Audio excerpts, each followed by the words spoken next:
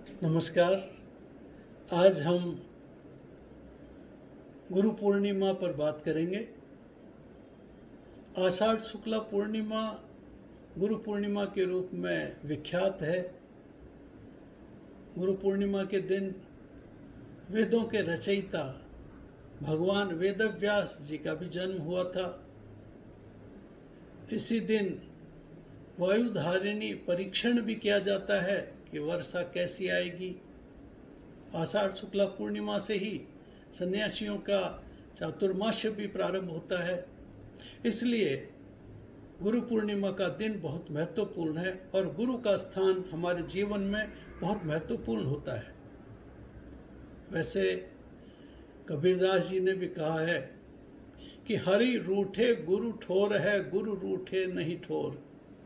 भगवान भी यदि नाराज हो जाएं तो गुरु की शरण में जा सकते हैं, लेकिन गुरु यदि नाराज हो जाए, गुरु की कृपा यदि नहीं हो तो हम कहीं के नहीं रह सकते।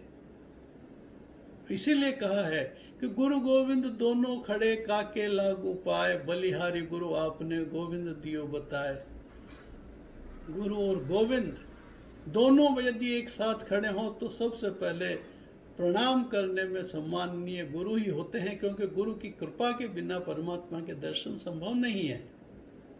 इसीलिए गुरु गीता में भी कहा है कि गुरु ब्रह्मा गुरु विष्णु गुरुर्देवो महेश्वर है, गुरु साक्षात परब्रह्म तस्मै श्री गुरुवे नमः। गुरु ही ब्रह्मा स्वरूप हैं, गुरु ही विष्णु स्वरूप हैं और गुरु ही शिव स्वरूप हैं, क्योंकि सृष्टि के कर्ता जन्मदाता इस सृष्टि के वो ब्रह्मा है, पालन करता विष्णु है और ज्ञान प्रदाता कल्याण करता मोक्ष प्रदाता संहार करता भगवान शिव है। हमारे भी जन्म देने वाली हमारी माता है जो ब्रह्मा का स्वरूप है। हमारे पालन करता हमारे पिता हैं, वो विष्णु के स्वरूप हैं और हमारे गुरुजन जो हमारे कल्याण का मोक्ष का मार्ग बताते हैं वो शिव स्वरूप हैं। और इसीलिए ब्रह्मा विष्णु महेश ये तीनों ही गुरु साक्षात परब्रह्म यही परमात्मा के स्वरूप हैं। इसलिए इन सब को हम सबसे पहले प्रणाम करते हैं। गुरु वंदना के संदर्भ में शास्त्रों में कहा है, उपाध्यायान दशाचार्य आचार्याणाम शतम पिता सहस्रम तो पितृन माता गौरवेणातिरिच्यते। कि जो हमें एक क्षेत्रीय शिक्षा देते हैं, जो प्रारंभिक शिक्षा देते हैं, वो बहुत सम्माननीय होते हैं। उनसे ज़्यादा जो हमें दीक्षा देते हैं, मोक्ष का मार्ग बताते हैं,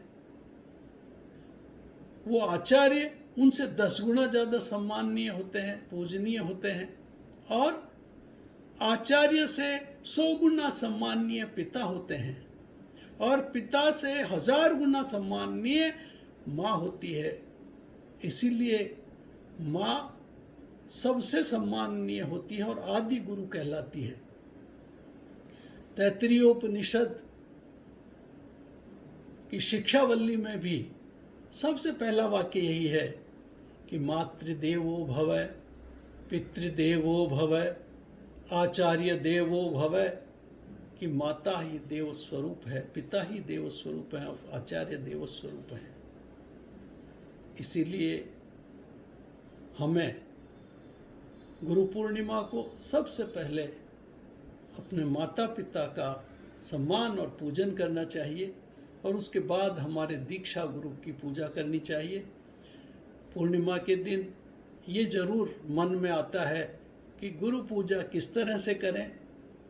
गुरु जी के घर जाकर और उनके दाहिने पैर के अंगूठे को स्नान कराकर गंध अक्षत पुष्प से पूजा कर यथाशक्ति श्रीफल और दक्षिणा उनके चरणों में समर्पित करनी चाहिए।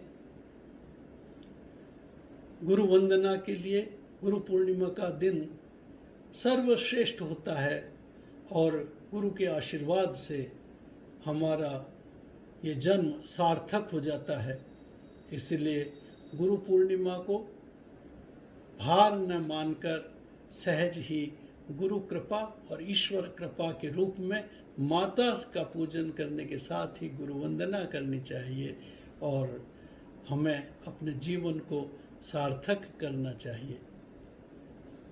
श्री गुरुदेवाय नमः।